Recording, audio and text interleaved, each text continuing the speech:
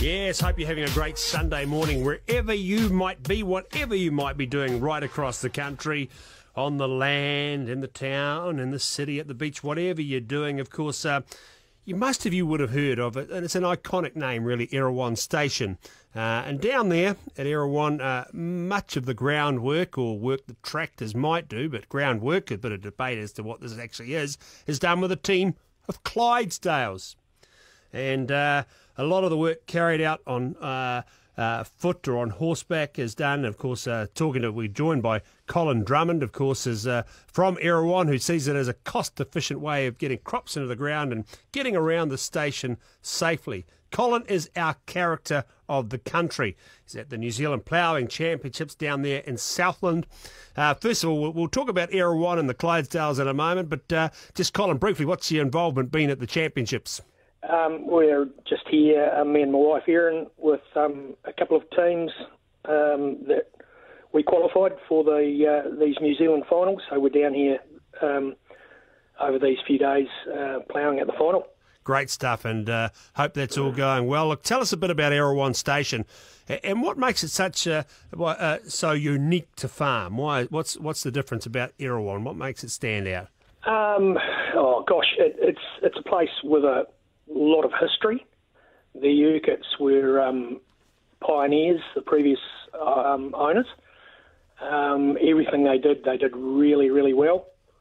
And Arthur Urquhart started off safari hunting, for example, in the early days, ski field. And we're just trying to carry on run it as a high country traditional place. Now, excuse me, sorry, Collin. I was just laughing at reading your website that not laughing at the fact that you were raised on a dairy farm, but that you're inspired by books of Barry Crump, and who's also obviously naturally another character. Can you tell us that journey where you thought, no, being in the dairy shed's not for me, and how that all came about for you? One of my father's brothers was working on sheep stations around Marlborough, and I went there for quite a few of my school holidays. And at a very young age, probably 6 or 7, I decided that picking up stones on leucine paddocks was better than milking cows.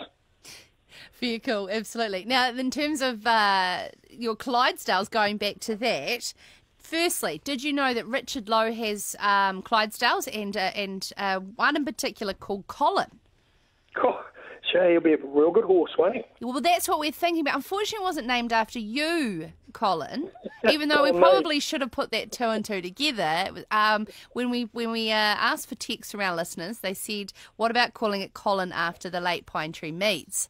So now Lowe seems to think, he's quite capable of doing most things on the farm, and in particular, I'm sure, horsework. But from the man himself, from the horse's mouth, could you please give us some top tips for Lowe on training strapping young Collin?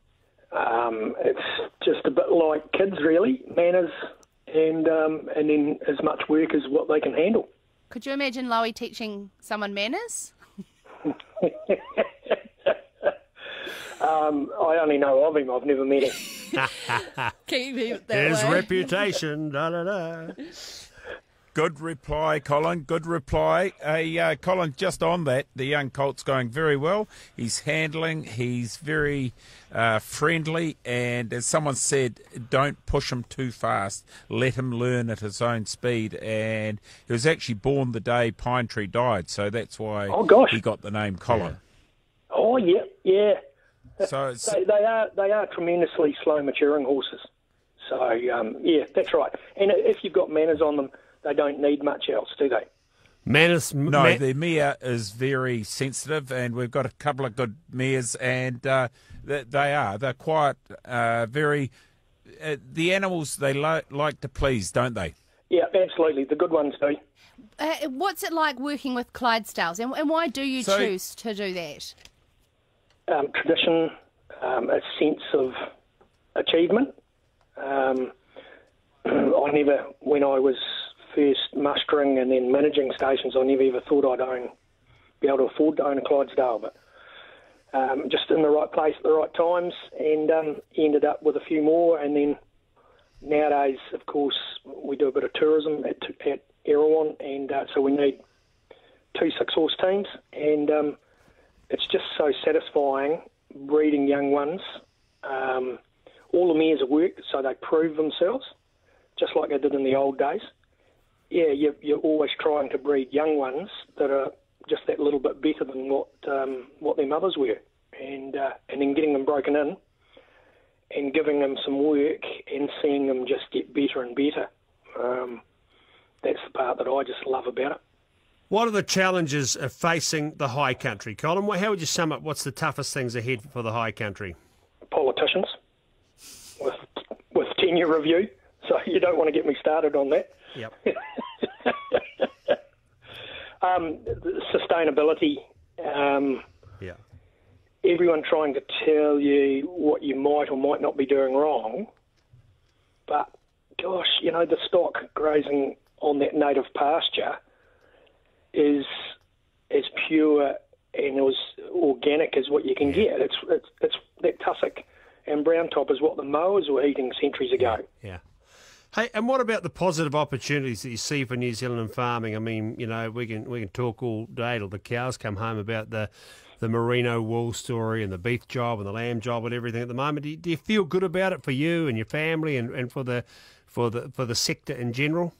Yes, I do. But we not only have to be seen to be doing the right thing environmentally, but we have to prove it. And that's where I think Merino New Zealand are doing a particularly good job. They're front-footing a lot of things. And as a farming industry, we need to be more proactive. Radio Live Rural Exchange.